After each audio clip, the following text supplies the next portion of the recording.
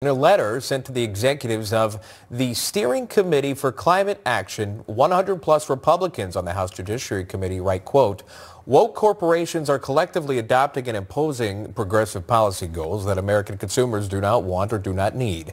And individual companies' use of corporate resources for progressive aims might violate fiduciary duties or other laws, harming its viability and alienating consumers." Oregon Congressman Cliff Bentz, Wisconsin Congressman Scott Fitzgerald, both signing on to that very letter. Congressman, thank you so much for joining National Report. Congressman Bentz, if I can start with you first, can you explain to the viewers exactly what this is and what House Republicans are launching and looking for?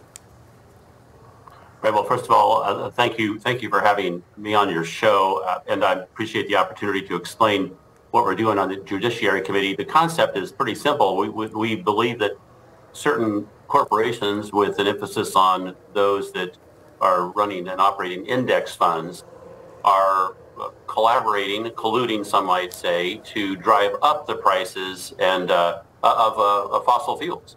And this is something that violates, in all probability, our laws that protect consumers under the antitrust space. And so the idea here is to ask these environmental organizations to produce the documents that show whether or not this type of illegal collusion is occurring, and then go from there. I'll just say that there's no doubt that BlackRock, one of the largest index funds in the world, has been doing things in this space that I think are on the very edge of what would be violative of antitrust law.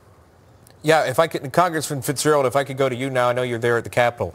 I wanted to ask you about BlackRock, if I could, specifically here, facing massive backlash from Republican governors as well as lawmakers, being accused of weaponizing retirement funds, pushing people's life savings into environmentally friendly or sustainable investments, even if the return isn't as guaranteed as other investments. Congressman Fitzgerald, how concerned are you about some of these companies, specifically though BlackRock and the chosen investments? Very concerned. I mean, BlackRock is an example, I think, of a corporation that should certainly not be involved in ESG, especially the G part, right? Governance. And the thing that's interesting is when I'm back in the district and I talk to financial institutions, whether it's credit unions or banks, who are now looking at trying to maneuver or negotiate ESG requirements.